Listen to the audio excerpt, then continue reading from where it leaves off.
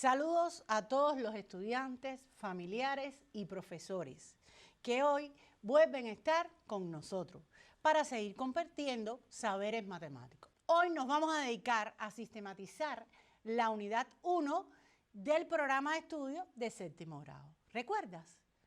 Ella se dedica a los números racionales. Entonces, comencemos. Este contenido se encuentra relacionado desde la página 1 hasta la 173 de tu libro de texto de séptimo grado. Te recomiendo que tengas en la mesa tu libro de texto y una libreta donde puedas ir anotando. Comenzaste el estudio en esta unidad realizando una sistematización del conjunto de los números fraccionarios. Conjunto numérico que estudiaste en la educación primaria, que no es necesario hoy recordar ni sistematizar, porque de ella se aplican los mismos procedimientos para el nuevo conjunto numérico, ampliando entonces varias habilidades matemáticas que aprendiste en este curso. Vamos a dar inicio entonces al estudio de los contenidos nuevos de esta unidad, con la estadística descriptiva con datos simples. En ella estudiaste la forma de representar los datos y medidas de tendencia central. Estos datos simples los podemos representar en tablas o gráficos. Y estudiaste la media aritmética y la moda, ¿verdad? Es muy sencillo este esquema. No es necesario que hagas los rectángulos ni la flecha, solo anota las palabras esenciales. Las tablas constituyen una forma en que se pueden representar los datos. Permiten mostrar la información de situaciones, hechos, problemáticas y fenómenos de forma resumida. Facilitan la descripción e interpretación del fenómeno. Observa a la derecha de la diapositiva. Eso está en el recuadro en la página 48 de tu libro. No es necesario que lo copies, solo anota que está en la página 48. Los gráficos constituyen una manera también de presentar los datos. Estos permiten condensar grandes grupos de datos y mostrarlos de forma tal que permitan una fácil e inmediata captación visual. O sea, los gráficos te permiten observar e interpretar los datos del fenómeno que estamos analizando con más facilidad. Te van a aportar mayor información. Además, te va a permitir analizar bien el objeto de estudio y destacar aquella información más importante en la propia gráfica. Esto no es necesario copiarlo, también está en la página 48. La forma de representar, retomamos, las tablas y los gráficos. Pero en las tablas estudiaste la tabla de distribución de frecuencia. ¿Recuerdas? Aquella tabla que para uno realizarla, primero tenía que hacer el conteo de datos. Después que recopilaba los datos, usted hacía un conteo de datos para saber la cantidad de datos que había de cada tipo de información que íbamos a mostrar en la tabla. Vamos entonces a retomar cómo es la tabla de distribución de frecuencia. En la tabla de distribución de frecuencia, en una columna aparece la frecuencia absoluta. Lo importante es saber en qué consiste la frecuencia absoluta. Es la cantidad de veces que se repiten los datos. ¿Recuerdas? Al principio te comentaba que realizas después de registrar los datos un conteo. Y ese conteo te permite saber la cantidad de datos de cada tipo que usted tiene. Eso es la frecuencia absoluta. Y la frecuencia relativa no es más que el cociente que se establece entre la frecuencia absoluta y la cantidad total de datos que usted recopila. Pero bien, es importante comprobar siempre, cuando uno termina de hacer la tabla de frecuencia, que la suma de todas las frecuencias absolutas le dé el total de datos. Y en el caso de la frecuencia relativa, usted tiene dos posibilidades, o escribirlas en forma de fracción o expresión decimal, o escribirlas en tanto por ciento. Si usted las representa en expresión decimal o fracción, la suma de todas ellas es 1. Y si lo hace en forma de tanto por ciento, el resultado debe ser aproximadamente el 100%. Todo esto aparece en tu libro de texto en la página 54. Las medidas de tendencia central también las estudiaste en este grado. La media aritmética, que ya conocías desde primaria, el promedio de los datos. Y él es el valor alrededor del cual se encuentran los otros datos del conjunto. Ahí tienes la ecuación que te permite su cálculo.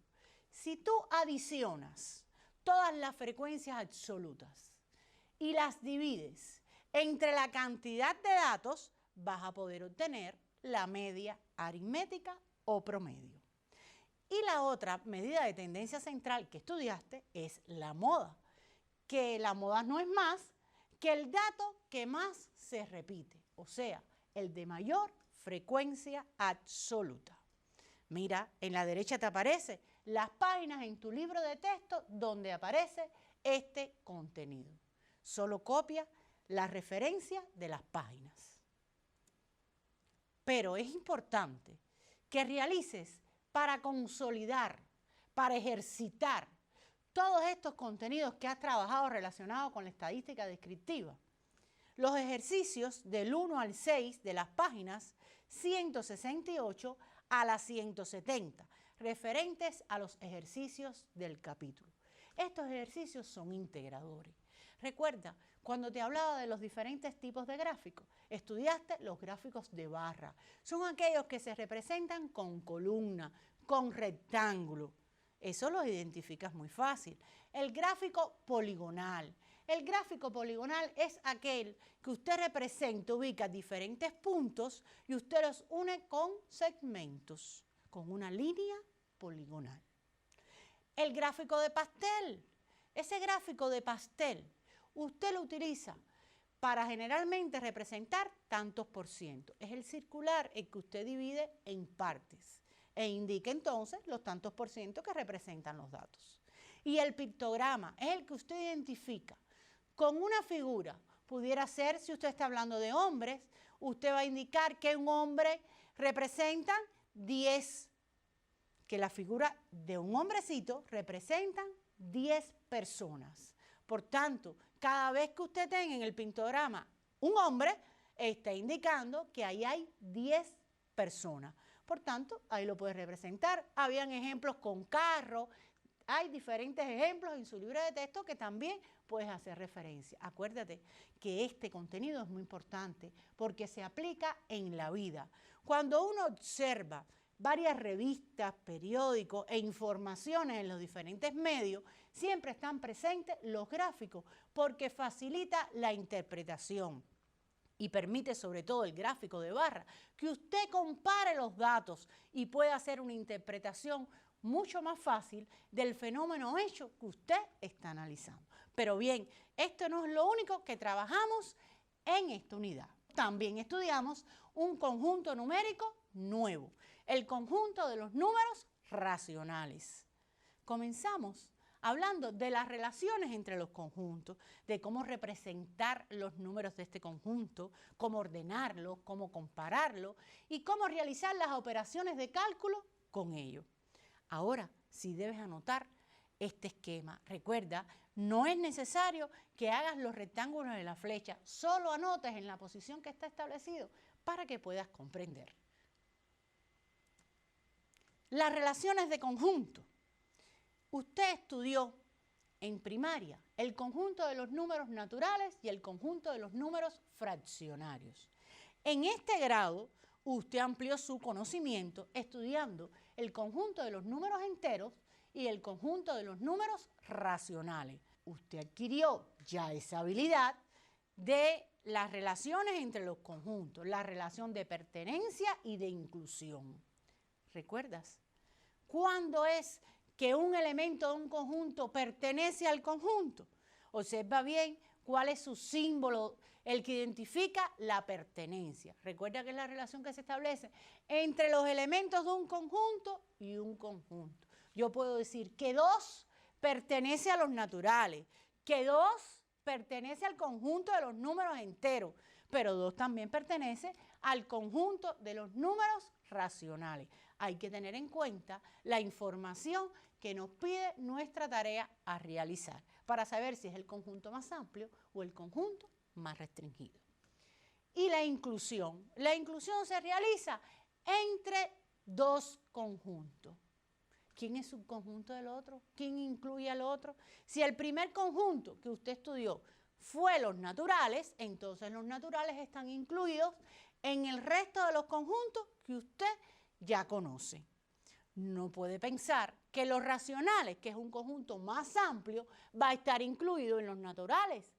No, lo cierto es que los naturales son subconjuntos de los fraccionarios, de los enteros y de los racionales. Que los enteros son subconjuntos de los racionales. Que los fraccionarios son subconjuntos de los racionales, pero no son subconjuntos los fraccionarios de los enteros. Recuerda que el conjunto de los números fraccionarios son aquellos que se pueden escribir también en forma de fracción o en forma de expresión decimal, y los enteros no se escriben de esta forma. Esto lo vienes a tener muy claro, explicado en tu libro de texto, en la página 73 y 74 y 89. Ahora, dentro de los nuevos conjuntos numéricos, retomamos. Aprendimos el conjunto de los números enteros y racionales. En el conjunto de los enteros es bueno conocer que son los naturales y sus opuestos. Y se denota con el símbolo de una Z. Esto es una de las cosas más importantes de los conjuntos. También hay que saber que el conjunto de los números racionales está formado por los números fraccionarios y sus opuestos, y que su simbología es una Q. Puedes observar en las páginas que se encuentran las definiciones de los 2 conjuntos numéricos.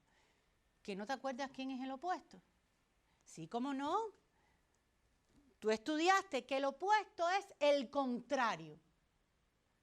Dentro de los números enteros y racionales hay números positivos y negativos. Y este es el 0, que es un número no negativo. ¿Quién es el opuesto de un número positivo? Efectivamente, un número negativo. ¿Y el opuesto de un número negativo? Un número positivo. ¿Y el opuesto de 0? El mismo, 0. Pero no te puedes confundir con el otro concepto que también estudiaste, el concepto de valor absoluto o módulo. Esto se refiere a la distancia que existe del número al 0. Fíjense, es distancia y las distancias siempre son valores positivos. Por eso el módulo de un número racional siempre es positivo y el módulo de 0 es 0 porque la distancia es ella misma, ¿verdad? En eso no debe haber ninguna duda. Hay que conocer las diferencias entre el concepto de opuesto y el concepto de módulo o valor absoluto de un número. Aprendimos también a representar, ordenar, comparar números racionales. ¿Qué hay que tener en cuenta? Acabamos de decir que los números racionales son positivos, negativos y el 0, que es un número no negativo. Por tanto, cuando lo vamos a comparar, tenemos que tener en cuenta que los 2 números que vamos a comparar o a representar o a ordenar, ¿cómo son? Si los 2 números racionales, fíjate, son positivos, ¿qué ocurre? Igual que en el conjunto de los números naturales y fraccionarios. Siempre, ¿quién va a ser menor? El que esté más a la izquierda en la recta numérica. Y de 2 números positivos también puedo expresar que el que tenga mayor módulo, ese será el mayor. Esa es otra posibilidad de analizarlo. Pero también puedo decir que de 2 números negativos va a ser siempre mayor el que tenga menor módulo. Es aquí la diferencia. Fíjense, cuando hablo de números negativos, ¿quién va a ser mayor? El de menor módulo. Esto es lo diferente que amplías en el conocimiento de los números racionales para la representación, orden y comparación. Ahora, si vamos a comparar un número positivo con uno negativo, por supuesto, no estamos diciendo que el que está más a la izquierda, ¿qué cosa es? No es menor. Entonces, los negativos son menores que los números positivos. Y si comparamos el 0 con los positivos, el 0 será menor que los positivos. Eso lo conoces de grados anteriores. Pero en este grado aprendiste que el 0 es mayor que cualquier número negativo. Bueno, pero también estudiaste las operaciones de cálculo. La adición, la sustracción, la multiplicación y división con números racionales. Recuerda que para poder resolver una de estas operaciones tenías que tener en cuenta el signo de los números que intervenían en la operación, pero tenemos la posibilidad que la adición y la sustracción mantienen la misma ley de los signos, igual que la multiplicación y la división. Entonces, en la adición y la sustracción, ¿qué pasa cuando los números racionales tienen el mismo signo? Sí, los adicionamos y el resultado tiene el mismo signo que tienen los números que intervienen en la operación. Y también en la multiplicación y división, cuando los signos son iguales, ocurre lo mismo. Lo que pasa es que tenemos que tener en cuenta que cuando estamos en presencia de una multiplicación, multiplicamos los números que intervienen en él. Cuando estamos en presencia de una división, por supuesto, que hacemos la operación de división. Pero el resultado siempre va a ser positivo cuando los signos sean iguales. ¿Y qué sucede cuando los signos son diferentes? Bueno, cuando vamos a hacer la adición o la sustracción, que acuérdense que le llamamos suma algebraica, en este caso, y los signos son diferentes, usted va siempre a sustraer al de mayor módulo el de menor módulo. Y el resultado va a tener siempre el signo del número de mayor módulo. Cuando estemos en presencia de la multiplicación y la división, vamos a realizar la operación que se indica. Pero siempre el resultado va a ser negativo cuando los signos son diferentes. Esto es muy importante y se aplica de ahora en adelante siempre. Lo verán, lo importante que es saberse la ley de los signos para operar con números racionales. Pero en la sustracción hay un detalle. En la sustracción, cuando aparece un signo negativo delante de un paréntesis, me está dando una indicación, me está indicando que yo debo cambiar el signo. Y entonces se me convierte en una operación con signos diferentes. Y cuando tengo la operación con signos diferentes, aplico el mismo procedimiento. Voy a sustraer al número de mayor módulo el de menor módulo y el resultado va a tomar el signo del número de mayor módulo. Y en las operaciones de cálculo también estudiaron la potenciación. Recuerdan que una potencia de base positiva siempre es positiva, que una potencia de base negativa es positiva si el exponente es par y es negativa si el exponente es impar. Correcto. Todo esto te aparece en un recuadro de la página 143 de tu libro de texto. ¿Y cuáles son las propiedades estudiadas de las potencias? Teníamos cuando estábamos en presencia del producto de potencias de igual base. Manteníamos la base y adicionamos los exponentes. Cuando hay el cociente de potencias de igual base, mantenemos la base y sustraemos los exponentes. Cuando tenemos la propiedad de una potencia elevada a otra potencia, mantenemos la base y multiplicamos los exponentes. Recuerda que todo número elevado a la 0, su resultado es 1. Recuerda además que cuando la potencia es negativa, se halla el recíproco y en el denominador la potencia pasa a ser el exponente positivo. Esa es la propiedad de A a la menos K. Y también teníamos dos propiedades más cuando estamos hablando del producto o el cociente de bases diferentes. ¿Aquí qué hacíamos? Cuando es el producto de bases diferentes, efectuamos el producto y mantenemos el exponente. Y cuando es el cociente de bases diferentes, efectuamos el cociente y mantenemos el exponente. Esto sigue estando en el mismo recuadro. Otra cosa que estudiamos fue la notación científica. Recuerda, aquellos números que eran muy grandes o muy pequeños y somos capaces de escribirlos de una forma más reducida, utilizando la potencia de 10 multiplicado por un número que sea mayor o igual que 1 y menor que 10. O sea, un número que se encuentra entre 1 y 10.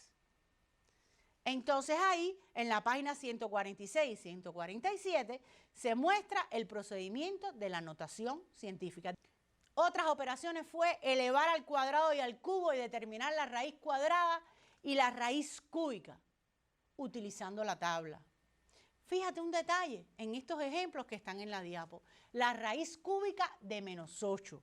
Como es elevado, es al cubo, a la 3. Observa bien, el índice del radical es 3 y el radicando es menos 8, nos da negativo, menos 2.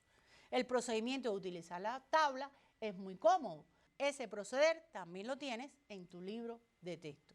Pero muy importante, las operaciones combinadas, que desde primaria estás trabajando. Y el orden operacional no lo puedes violar. Si no trabajas teniendo en cuenta el orden operacional, cuando calculas un ejercicio que tiene combinadas varias operaciones de cálculo, tu resultado no será correcto. ¿Recuerdas que las operaciones encerradas entre signos de agrupación es lo primero que debes hacer? Luego las potencias de las raíces en el orden en que van apareciendo. Después la multiplicación y división también en el orden en que aparezca, para luego terminar con la respuesta final, que será la suma algebraica.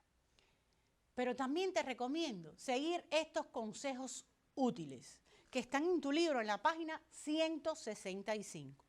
Si una cantidad subradical aparece un ejercicio de operaciones combinadas, o sea, si esta cantidad aparece en una operación combinada, se resuelve y después se halla la raíz que se indica. Tenemos el símbolo de raíz y dentro tenemos un conjunto de operaciones combinadas.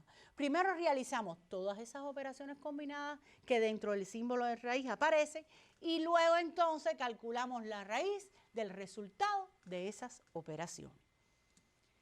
Si en la base o en el exponente de una potencia aparece un ejercicio de operaciones combinadas, esto se resuelve primero para luego afectar la potencia. Si el numerador o el denominador de una fracción aparecen operaciones combinadas, o sea, en el numerador aparecen ciertas operaciones combinadas y en el denominador otras. Usted primero resuelve el numerador, luego el denominador y luego entonces efectúa la división que se obtiene al estar presente una fracción.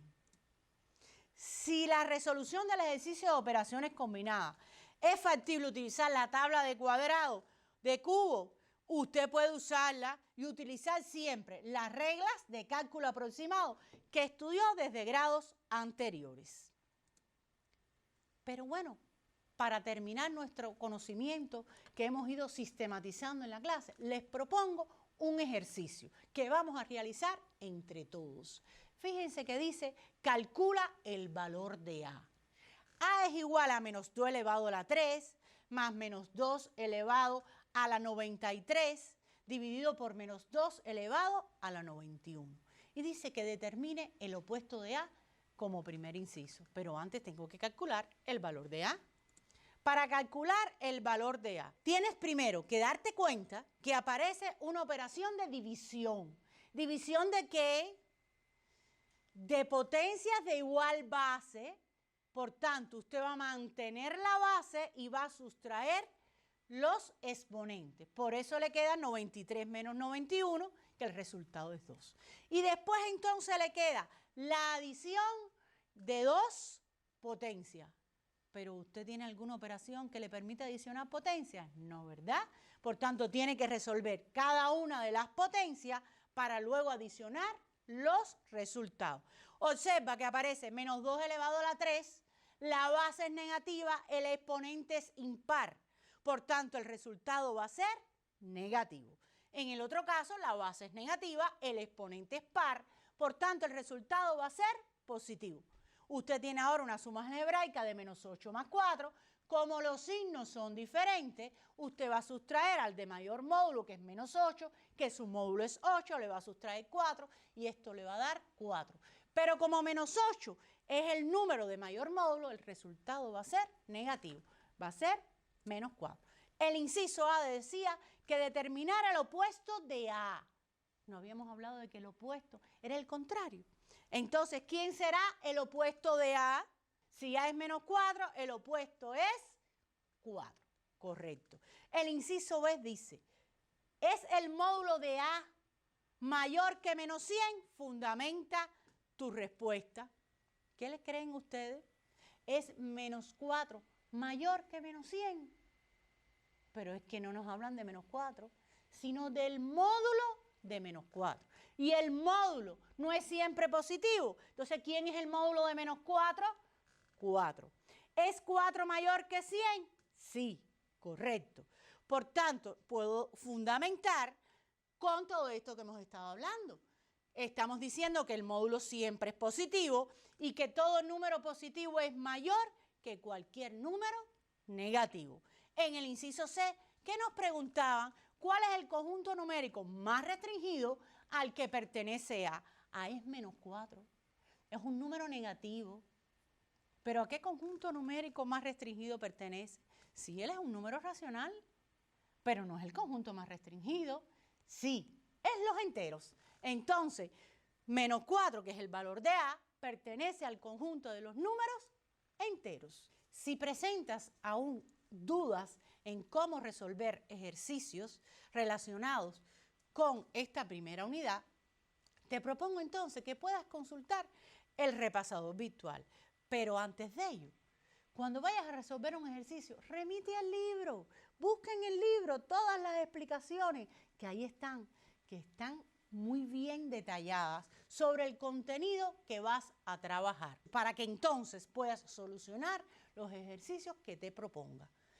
Fíjense, al final del libro de texto aparecen muchos ejercicios del capítulo. Aparecen también 2 secciones importantes. Ponte a prueba, autoevalúate, realiza esos ejercicios, evalúate tú mismo para comprobar si todo lo que has aprendido en este curso ya lo has adquirido y has fijado ese conocimiento. Sin más, esperando que sean capaces de resolver todos los ejercicios del capítulo, nos despedimos hasta un próximo encuentro.